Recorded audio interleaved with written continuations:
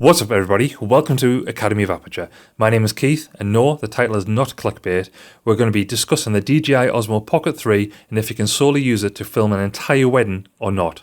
What do you think about this? I will refer to this as the Pocket 3 from now on throughout the video rather than the full name, but the story behind this is that it started the other month when I took the plunge and had to get one of these myself to be used for vlogs and things I'd seen, some reviews, and thought it was portable, quick and easy to use, but then I had the crazy idea of using this as a backup camera at weddings to get shots which are different or as a safety shot. But I also found out that this can be so much more than that, including even using it for a main camera. How mental is that? But bear with me and watch. This may be a long video, but I have timestamps for each section of a wedding, so if you're interested in a certain part such as speeches or venue shots, then you can easily jump to those.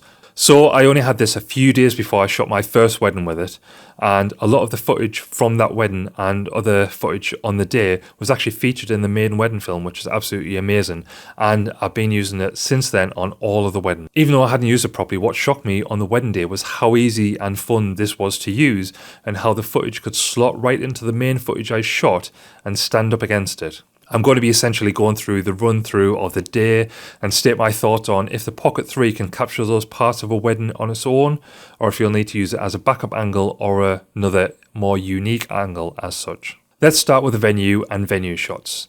I believe that this is perfect for capturing shots of the venue and being used alongside the main wedding footage.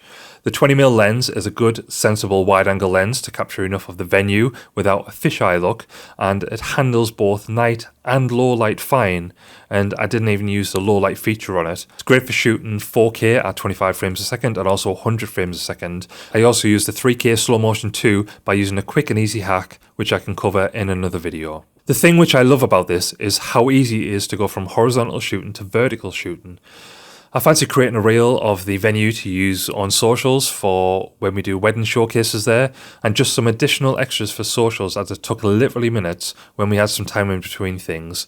It was convenient and easy, and you can definitely use the Pocket 3 to get shots of the venue and use primarily that footage on a wedding video if needed. Let's talk about bridal and groom preparation. While I didn't use the Pocket 3 to capture any of those things over the time I've had it, I do feel that you could set up the Pocket 3 on a table or somewhere and capture some time lapses of the hair or makeup being done. I don't know if that would flow well into things, as it might be a bit too fast and sporadic depending on your shooting style, but that's one feature that you could use for it. I think the wide angle may let you down on things when capturing prep stuff, so you may need to use the 2x zoom to get in closer, and while I feel it'd get some nice video stuff, I don't think you could rely solely on the Pocket 3 to capture that stuff. From the prep, we go on to the ceremony, and this is where I was pretty amazed at the camera, to be fair, and it's something that I could definitely film a whole ceremony on with ease and be good at it too. For weddings over time, when I've used this camera, it's been great to put it at the front of the ceremony space where there's not usually much room for a person to stand, because due to the size and weight of this little Pocket 3, you can pretty much put it wherever you want and it won't get in the way. I've used it on pergolas outside, tables inside, and a whole bunch of other locations to grab an extra angle from the wedding day. As it's a wide angle lens, it's really good to show everyone at the wedding, or can be used to capture more of the scenery of the wedding too, so when you set it up you can capture the background and that. The thing which I love about this setup too is that I can use the DJI app to easily connect to my phone, so I can monitor, adjust and do start-stop recordings in real time without even needing to be near the camera. The fact that it records for extended periods of time too without stopping is a bonus. I can use the device all day and not even need to charge it up. Here's the thing though, I have a DJI mic setup that I use to record audio on my Sony cameras, so I have that side covered. But if you do get the creator bundle like I did, you get the wireless microphone, so you can attach that to the registrar, the groom, or position it on a table nearby so that you can capture your audio on the Pocket 3, meaning you can use that camera as a single angle with fantastic audio for a wedding video. After this comes the mingling and the group shots. I didn't really use this camera for any of that, but after shooting the dance floor on the night, which we'll come into later, I'm confident that the Pocket 3 would be fantastic for getting shots of the guests, and because of how small it is, it's quite covert too, and can get some really great shots. Again, the letdown is the wideness of the lens, which you probably have to zoom in if you're far away from the guests. So this is where the Pocket 3 really shines for me. This little idea I thought of the first time I shot the speeches with it. It turned out fantastic and has been my go-to angle and shot for speeches using the Pocket 3. As per usual, I'll have a static wide shot capturing the top table and then another angle to zoom in on people who are talking at the speeches, etc. And then you can cut between the two angles and get reactions and close-ups. So because I had that already covered, what I decided to do though was to put the Pocket 3 on the top table and have it angled directly at the bride and groom and just get those two in. I made sure that the screen didn't face them though, so to make sure they didn't keep looking at it, and just set that away recording and left it. This is such a unique perspective which I think is fantastic, and now not only do I have the shot of everyone on the top table and the close-up of the people speaking, I also have this lovely quite intimate reaction camera featuring just the bride and groom. Again, I use my DJI mic setup for the speeches, which is the microphone attached to the venue microphone, and you can hear what is being said that way. But if you needed, you can also have the microphone attached to the Pocket 3 to capture their audio in good quality. But there is also a built-in microphone which you can use for reactions and stuff like that, which is actually good enough to be laid under the speeches, or you could just mute that channel to allow the speaker to be on the video. This coupled with the DJI app helps greatly in that I can monitor the angle and make adjustments if needed while I'm still shooting with the other camera. I'm not sure if you could get away with just the Pocket 3 shooting on its own for speeches, but I suppose if it's just the top table shooting, you could mount it on a tripod and then attach the creator bundle microphone, which is DJI Mic 2, to the microphone or the person speaking, and have good audio and a wide angle shot of the entire top table. I do like the result of the intimate couple reaction camera, so I think that's what I'll be using it for in the future. Possibly using two of them would be great, as you could capture people's reactions with the other one. Before we head on to the couple shots and the nighttime stuff, if you're still watching the video this far through and you're not subscribed to the channel yet, boo. I'd love for you to hit the subscribe button, help the channel out, and let me know your thoughts and comments on the Pocket 3 in the comments section below too. I'll quickly go over the couple shots, as in my personal experience you probably could use the camera, but again it's quite wide on the focal length, so you need to be in really close to them, or you'd have to have them small in the scene and capture quite a lot of the background.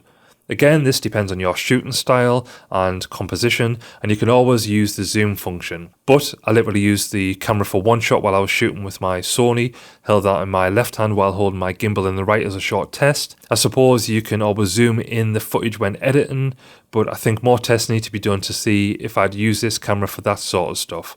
But at the moment I just use my main camera rather than the Pocket 3.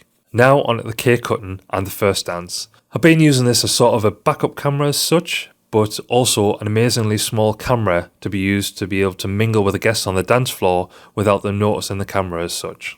It's been a fantastic second safety angle when shooting the cake cutting and the first dance. You could probably get away with using only this camera, but I'm not sure about the onboard audio, as if it's any good compared to a microphone used on a camera, but that's something for another day and another video. Anyway, I used that as a back angle so it wouldn't get knocked out or in the way on my first wedding, and since then I've attached this to the DJ truss via a magnetic attachment, high up on pillars in the venue, and all sorts of places to get unique viewpoints and also so much more unique video. It's been such a fantastic second camera for dancing shots due to the gimbal and pretty good low light capability, and in some cases I put down my camera and used just this camera for dance floor stuff. As stated previously, I've used a magnetic mount to put the camera on a metal post up high. It's a good fresh angle for first dancers, as it's rare that you usually see that, and very handy for backup shots or just a shot to keep the video flowing. I was a bit dubious using this as a main camera on the dance floor, but I have however grabbed the Pocket 3 for some dance floor stuff later in the night, and as stated for a few weddings, and I was very impressed. I usually jump to a Samyang 18mm f2.8 lens, and the Pocket 3 is pretty much the same focal length, and it handles the low light well as well. It was smaller than my setup that I use and risks less chance of being knocked when I'm in the middle of the crowd shooting dance stuff, and like I said, it handles low light well and really stands up when used against the footage from the Sony cameras. Again, the ease to shoot vertical content from the same device with the flick of a screen means you can always capture some vertical video to maybe put together a nighttime dance reel to share with a couple, as some sort of unique bonus video to share on socials just to showcase the venue that you've been shooting at, and something like that is easy to edit after a wedding to get that to them. Overall, there's so many opportunities to use this at a wedding, and while I wouldn't switch up my main camera for this and use only this, I'd love to have the benefit from using this light equipment all day, have it super easy to capture the footage and have it very inconspicuous on the wedding day, especially when getting shots of shy, children and guests, and I think as a result, this is a solid safety angle, a unique angle, and sometimes even a primary or secondary camera angle, which can be used on a wedding video.